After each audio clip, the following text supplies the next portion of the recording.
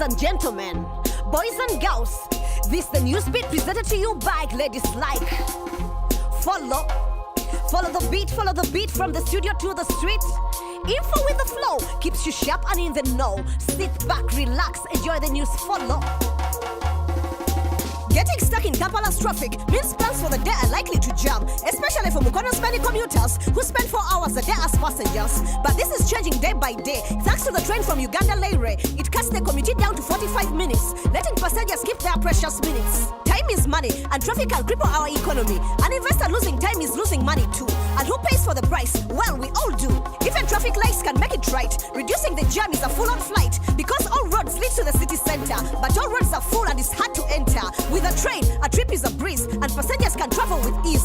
The carriages are patrolled frequently, ensuring passenger security. Plus, tickets are just 2K, making it affordable every day. The train is also a solid solution to cut down on car congestion and pollution. In conclusion, the train seems the best for a traveler and a painless plan for a daily commuter. While in Uganda we rediscover the comfort of trains, Rwanda and Tanzania have a much more bigger plan. Here's another story from our reporter Jess Sentino, digging up the news and wrapping it back in order. If you were traveling from Rwanda, it would take you days to get to Tanzania, but this trip will soon take less than a day with the coming Isaka-Kigali Railway. So what are these countries planning? Let's start from the very beginning. To make travel and trade less of a pain, they plan to introduce new train. They did studies before their mind was set. They thought diesel would be the best bet, but for the environment and for logistics, they found it was better to go electric. Electric trains are faster and more efficient. They cut down the cost of transport. The next step is to prepare a public tender, then get equipment and hire a contractor. If all goes well on both sides of the border, they all lay a foundation stone by October. It's a lot of work. It's a tall order. The distance between Rwanda and Tanzania is over 1,000 kilometers. So the project will cost billions of dollars before it benefits passengers and traders. But in a few years, this infrastructure will bring good fortune to their futures.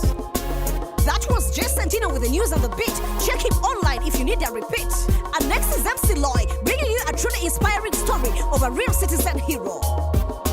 When Francis Kinubi was just a child, a measles outbreak made him blind. It was 1965, no one knew what to do. His father even thought it was juju. His mother didn't quit. She took him to Soroti, to a school for the blind that helped Kinubi. Today we celebrate him as a citizen hero for uplifting others, though he came from zero. Kinubi was visually impaired but very able. His goal to be a teacher kept his path stable. He pursued his path to knowledge at Bishop Willis Teacher Training College. He was almost denied a chance at graduation, but Obote wouldn't allow this discrimination. After the war, he started to teach. His goal was finally within reach, but Kinubi pressed on. He even got a diploma and found his most important mission in Chisoga.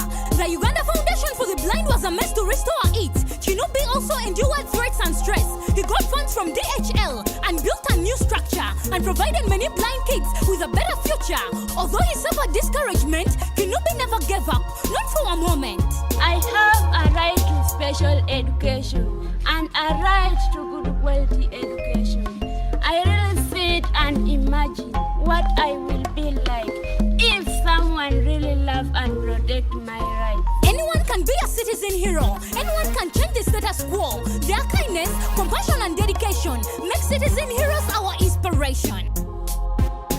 Seriously, moving around Kampala is not what it used to be. Seated on a border all the way through, I'm happy that I have my mouth mask on. It's a fact that the world is suffering from the use of fossil fuels. Fossil fuels are fossilized dead plant material heated for millions of years in the earth's crust. It's an extremely long process, and too many people and industries rely on petroleum, coal and gas. The consequences for the environment are pretty disastrous, and fossil resources are getting depleted, and more renewable energy resources are needed. Nigeria has clearly understood the necessity. 96% of the population uses pollution forms of energy like kerosene, fossil fuels and wood. But what's good? The Asian Group has opened a Renewable Energy Academy, the first one in the sub-Saharan Africa, where students will be trained on renewable energy and technologies. If you want to be a green service provider, installer, technician or dealer, the academy is the professional answer. Each area of study will have a global professional certification, and hopefully this will also lead to job creation. Nigeria is struggling for self-sufficiency in distribution and generation of renewable energy because lack of energy is a major threat to the country's economy.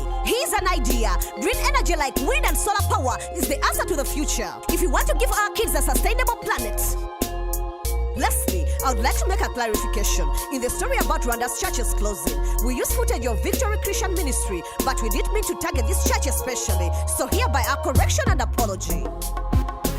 That was the news on the beat. Next week will be another hit. Still ladies like reporting live and direct with love and respect. Follow the beat, follow the beat, follow the beat, follow the beat.